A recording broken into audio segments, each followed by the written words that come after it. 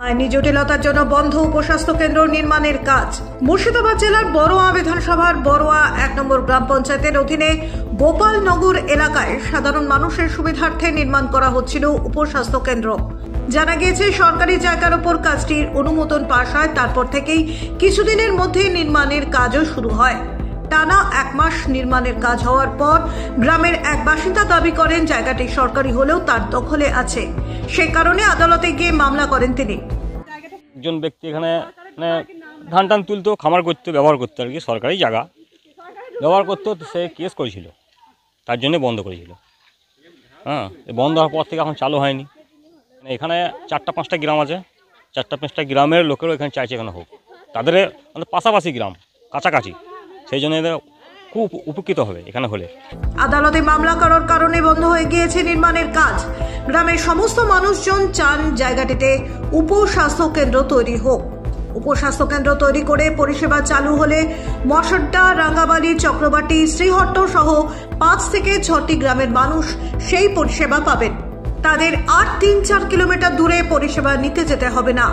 এমনকি সমস্ত গ্রামবাসী মিলে অভিযোগকারীর বিরুদ্ধে একটি লিখিত অভিযোগও জমা দিয়েছেন বড়োয়া থানার পুলিশের খাতে।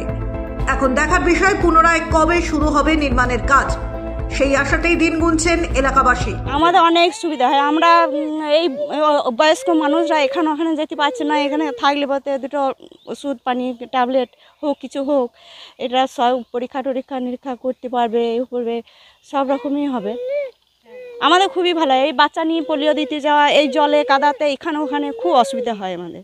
তো ছেলেরা বাইরে আছে, কোনো ওষুধ আনতে পারছে না, তাদেরও একটু সুবিধা হয়, তারা এসে হয়তো একটু ওষুধ পায় কি দেখাইতে পায়। অনেক আছে এরকম বয়স্ক মানুষ, আবার বাচ্চাদেরও হয়, একটু কিছু হলে হয়তো এখানে দেখে। তবে এই বিষয়ে বড়োয়া হাসপাতালের বিএমওএ সৌমিক দাস জানিয়েছেন কাজটি আইনি জটিলতার জন্য বন্ধ রাখা হয়েছে। আদালতের নির্দেশে যদি সেই সমস্যা খুব শীঘ্রই মিটে যায় তবে পুনরায় শুরু করা হবে। এই স্বাস্থ্যকেন্দ্রটা অ্যাকচুয়ালি বড়োয়া সাবসেন্টার ভেঙে তৈরি হয়েছিল। বড়োয়ার পপুলেশন বেশি ছিল, বড়োয়া ভেঙে ববরপুর তৈরি হয়েছিল। যখন ইনিশিয়ালি তৈরি হয় তখন সেটা একটা ভাড়া বাড়িতে চলছে, যেহেতু তখন বিল্ডিং ছিল না, তো সেই জন্য এখনও সেন্টারটা একটা ভাড়া বাড়িতেই চলছে।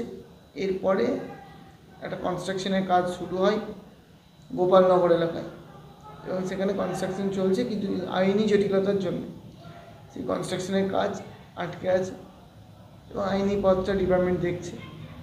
আইনি পথের সমস্যার সমাধান হলে আবার পুনরায় কাজ শুরু হবে। গোপালনগর এলাকায় উপস্বাস্থ্য কেন্দ্রটি তৈরি হলে ৬ থেকে ৭ হাজার মানুষ এই পরিষেবা উপভোগ করবেন এবং তাদের সুবিধা হবে।